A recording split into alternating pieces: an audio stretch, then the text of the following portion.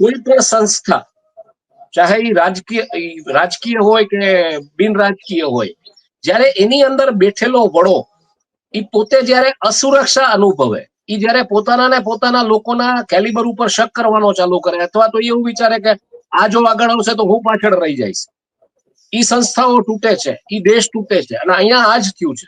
Pegasus તમે ક્યાં ક્યાં નાખ્યું છે એ બધી વિગતો આવી છે. તમે કઈ ખાલી સરકારની વિરુદ્ધમાં હતા એનામાં જ પેગાસસ નાખ્યું છે એવું નથી.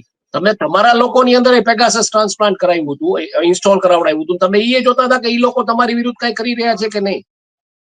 હમણાં એક આર્ટિકલ વાયરલ થયો છે, લગભગ તેજસ્વી સૂર્યાની એમાં વાત છે કે યુએસએ ગયા હતા ને ટ્રમ્પને મળવા ગયા, ને ટ્રમ્પે પછી જે રીતના લામાર્ગો સ્ટેટમાં ફ્લોરિડા બોલાવ્યા હતા, ને પછી ટ્રમ્પે જે રીતના એમને આડે હાથ લીધા ને જે બધી આ બધી ઓપરેશન સિંદૂર વિશે ને જે બધું બોલ્યા, ને પછી અહીંયા બોલાવીને એને બેસાડીને પાઠ આપવામાં આવ્યા કે ભાઈ તમારે આ ના કરવું જોઈએ, અને તમે એમ કે ટૂંકમાં તમને સસ્પેન્ડ કેમ ન કરવા, ત્યાં સુધીની 3 ટોપના નેતાઓ વચ્ચેની વાતચીત થઈ છે. તો હવે ઈ આર્ટિકલ પ્રમાણે એવું લાગે છે કે તેજસ્વી સૂર્યા છે, પણ કોણ છે એ નામ એમાં લખવામાં નથી આવતું. એની જો અટકળો લગાવવાની આવે તો બધાની વાત એમાં તેજસ્વી સૂર્યા તરફ જાય છે.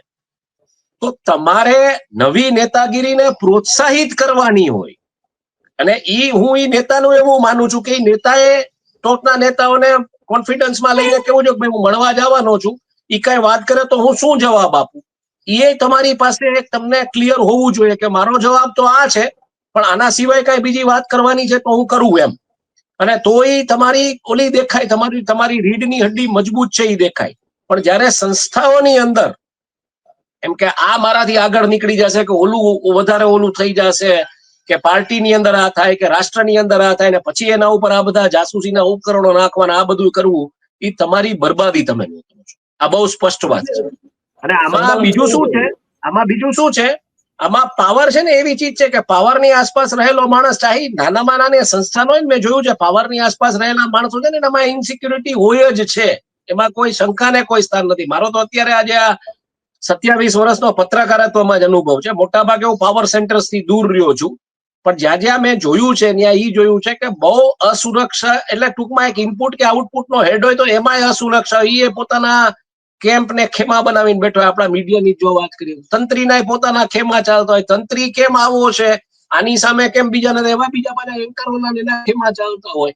એટલે આ અલ્ટિમેટલી સંસ્થાને ખતમ કરે. તમારે એક્સિલન્ટ એક્ઝામ્પલ જોવું હોય, જો કોઈ સંસ્થા ગ્રો થઈ હોય લીડરશિપને કારણે, અને જ્યાં લીડરશિપને ગ્રૂમ થવા દેવામાં આવે, આઈ થિંક રિલાયન્સ છે. રિલાયન્સમાં ધીરુભાઈ બહુ ક્લિયર હતા, ભાઈ મારી પાસે રોકાણ કરવાનું, રિસ્ક લેવાની તાકાત છે, બાકીનું નોલેજ નથી. એમાં જે બેસ્ટ નોલેજેબલ રિસોર્સિસ છે એ ઉપાડી આવો, અને એને ટોટલી એને ફ્રીડમ આપ્યું હતું. આજે રિલાયન્સ એટલે આ છે.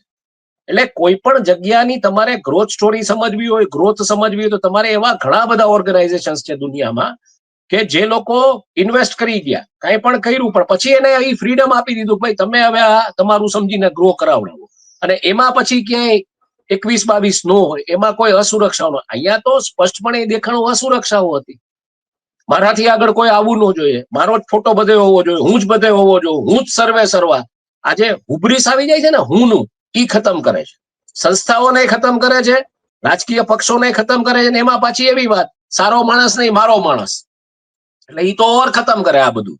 પછી એક એનો સમય હોય, પછી સમય પછી કોલેપ્સ થવાનું ચાલુ થાય, કારણ કે પછી આખી દુનિયા તમને ઓળખી જાય કે ભાઈ આ ભાઈ ઠીક છે, વાતો કરે છે, પણ આમાં કઈ જાજુ છે નહીં. એટલે ઈ પરિસ્થિતિ આજે સર્જાણી છે કે જ્યાં તમારે ન છૂટકે ઇઝરાયલને એટલે સપોર્ટ કરવું પડે છે કે તમે આ બધી વસ્તુ એની પાસેથી લઈને આ બધા ધંધાઓ કર્યા છે, અને હવે તમારી નેતાગીરીને એ રીતના જોવામાં આવે એટલે તમારે નાના નાના દેશોમાં જઈને મેડલ લેવા પડે છે. ભારત દેશમાં બેરોજગારી છે, ભારત દેશમાં નોકરીઓ સરકાર આપી નથી શકતી. ગાંધીનગરમાં અહીંયા નોકરી માંગવા જાય તો લોકોને માર પડે છે, બરોબર છે. ભ્રષ્ટાચાર ચરમસીમાએ છે. એસબીઆઈ બેંક લોન ની પોતાને ફ્રોડ કેટેગરીમાં નાખવી પડે છે, એવા ઉદ્યોગપતિઓની વિગતો બહાર આવે છે, બરોબર છે.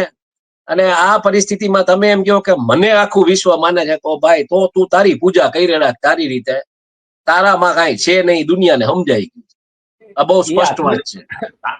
હું તું ને રતનિયો, અને આવા 20 કરોડ રતનિયાઓ વોટ્સએપ ઉપર બધું કરી રાખે, ને પછી સ્ટ્રાઇકો આવે યુટ્યુબ ની ચેનલો ઉપર, કારણ કે ભાઈ અમે કહીએ એમ કરો. એટલે હું તું ને રતનિયો છે ને આ હાલે છે, હું તું ને રતનિયો, અને આ બધી જગ્યાએ છે.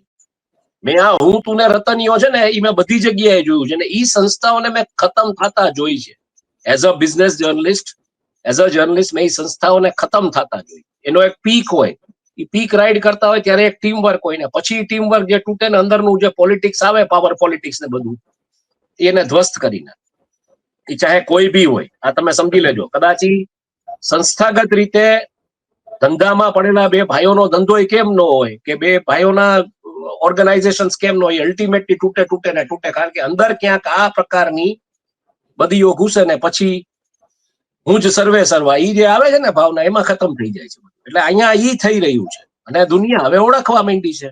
એટલે વિશ્વગુરુ કયો કે આ બધું ભલે તમે આ 20 કરોડ હું તું રતનિયા, આવા 20 કરોડ રતનિયાઓ કહેતા હશે, પણ ખુલ્લું છે. તમારે નોકરી માંગવા જાય છે ને પ્રાઇવેટ પાર્ટ ઉપર મારવું પડે છે, ભીખોડિયા ભરવા પડે. તમે ગઈકાલનો જ વિડીયો તમે જુઓ, ગોપાલ ઇટાલિયા વકીલ તરીકે કોર્ટમાં જવા માંગે છે, વકીલને જવા દેવામાં નથી. એટલે હવે પરિસ્થિતિ એ સર્જાઈ ગઈ કે તમે ન્યાય માટે કોર્ટમાં જાશો પણ તમારો વકીલને જ કોર્ટમાં નહીં આવવા દે આ લોકો.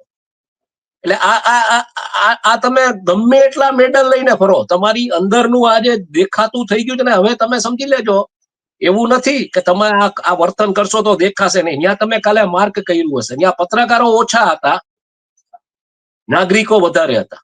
નાગરિકો વિડીયો ઉતારવાના ચાલુ કરી દીધા હતા. એટલે નાગરિકો હવે સમજી ગયા છે કે આ લિમિટ બહાર થઈ રહ્યું છે. તમે કોર્ટમાં, એટલે કોર્ટમાં પ્રોસેસ ચાલુ થઈ જાય ત્યાં સુધી વકીલ ન જઈ શકે તો શું થાય? પછી તારીખ જ પડવાની છે ને, બીજું શું થાય? ઓલો કે ભાઈ કેમ વકીલ હાજર નથી, પકડો તારીખ. એટલે આ તો એટલે હવે આમાં તમે ઘાનામાં ને સાનામાં વાન વડોદરામાં તમે કોકના મેડલ લઈ આવો ને રાજકોટમાં લઈ આવો, એનાથી કાંઈ ફરક નથી પડતો. અમારી ફોતરીઓ ખુલી ગઈ છે, આ તમે સ્વીકારી લ્યો. હજી સુધારવાનો સમય છે, સુધારી લ્યો. તમે જો એમ કહો કે અમે જે શાસન આપ્યું છે ને અમે જે કર્યું છે તે દિશામાં થોડુંક વ્યવસ્થિત રીતે લઈ જાઓ. પ્રજા સાથે કોઈ દિવસ આવું કોઈએ કર્યું નથી. હું આજકાલ વીકેન્ડ ઉપર જનરલી આ વેબ સિરીઝ ને બધું જોતો હોઉં છું, એટલે હન્ટ કરીને હું વેબ સિરીઝ જોઉં છું અત્યારે, જે આ રાજીવ ગાંધીની હત્યાના આધારે સોની લીવ ઉપર છે. એ ઓફિસર્સે ક્યાં લેવલનું કામ કર્યું તમે જુઓ. કોઈ જાતની વ્યવસ્થાઓ નહોતી છતાંય પકડી પાડ્યા. આજની તારીખે તમારે ત્યાં હુમલા કરીને વેજે તમે પકડી નથી શકતા. તમે ગમે ને ગોળીઓથી મારી નાખો છો, ઉડાડી દો, પછી કહો છો કે આમ હતું તેમ હતું. પેલા આજે આટલું ઇન્ફ્રાસ્ટ્રક્ચર હોવા છતાં તમે નથી કરી શકતા. તે દિવસે લિમિટેડ ઇન્ફ્રાસ્ટ્રક્ચર હતા, દોયડા વાળા ફોન હતા, તેમ છતાં એ અધિકારીઓએ આખી ટીમે જે આખી ઇન્વેસ્ટિગેટિવ ટીમ દેખાડી છે એને જે રીતના કામ કર્યું છે, જે કોર્ડિનેશન કર્યું છે, જે રીતના પકડી આવ્યા હતા રાજીવ ગાંધીના હત્યારાઓને, તમારે સલામ મારવી પડે. અને તમારે સલામ મારવી પડે ઈ બ્યુરોક્રેસીને, ઈ જે ઇન્ડિપેન્ડન્ટલી બ્યુરોક્રેસી કામ કરી શકતી હતી એને તમારે સલામ મારવી પડે, કોઈ પણ પ્રકારના પોલિટિકલ પ્રેશર વગર.